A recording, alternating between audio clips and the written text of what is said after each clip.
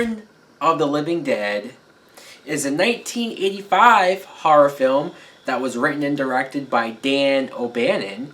Now, the plot is we meet this young protege, Freddy, who is working at this medical supply warehouse, and his boss, they're talking, going back and forth, and they kind of do something stupid. They accidentally break open this gas that not only knocks them out, but it wakes up the dead.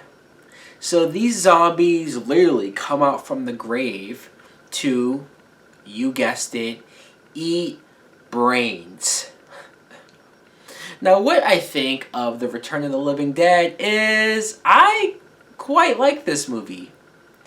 And it's funny because there's been a lot of speculation, or should I say debating, on whether this is a real sequel to Night of the Living Dead, the original classic by George Romero.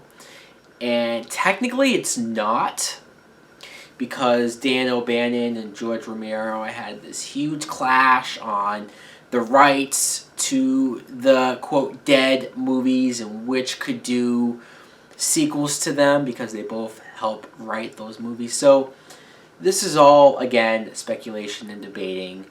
But I like how this movie presents that Night of the Living Dead was a movie.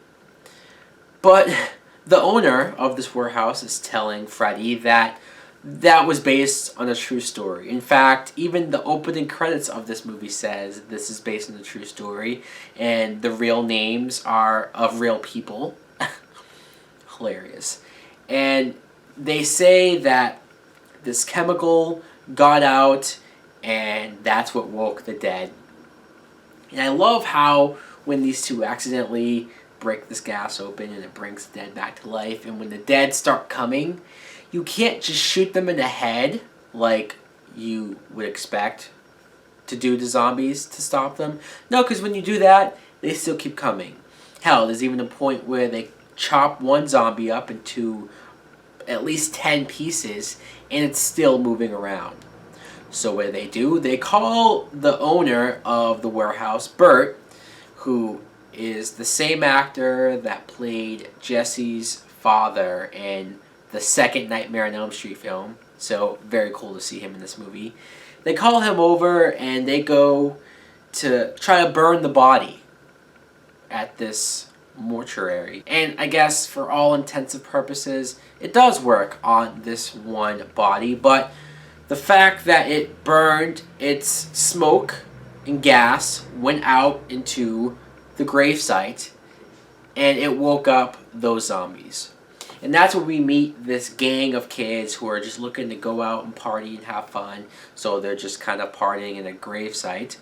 And when the zombies start coming up and killing them off, it's crazy. Now, I don't know if you could tell if you haven't seen this film, but the way I'm talking about it, this movie's pretty comical. It's not really meant to be all that serious or played up to be like a real scary movie. It's comical. It's funny.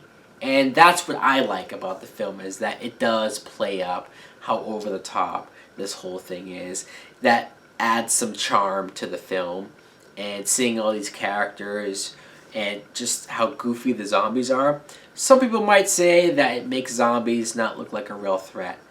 I don't know. When you see these hordes of zombies jump onto people and literally gash their heads open to eat their brains, again, it's funny in one sense, but the gore and the practical effects look so insane that that's the perfect balance for the horror aspect as well. My favorite zombie probably comes from the one that's nicknamed Tarman, because he looks so decrepit in so many ways, so dirty and so mangled. I love the effects, how they could have something that looks like that actually run around, and when he looks at people and he's like, brains?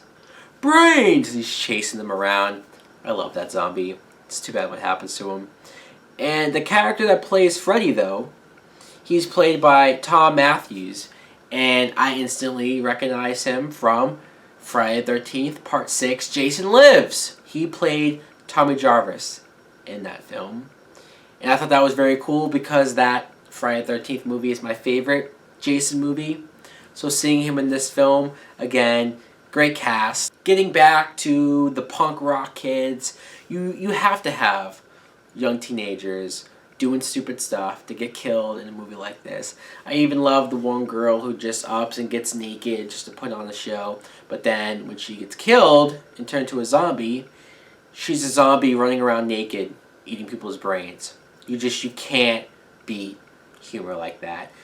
And by the end of the movie, where it's so many zombies, hordes of zombies, there's no stopping them. When the cops are trying to shoot at them, but again, you can't just shoot them in the head, so they just overtake everyone. It's chaos, it's crazy, it's the over-the-topness that makes me have fun with this movie. So, The Return of the Living Dead, like I said, I enjoyed this film. Anyways, guys, let me know in the comments below if you've seen The Return of the Living Dead. What did you think of it? Thanks for watching. Like and subscribe. Later!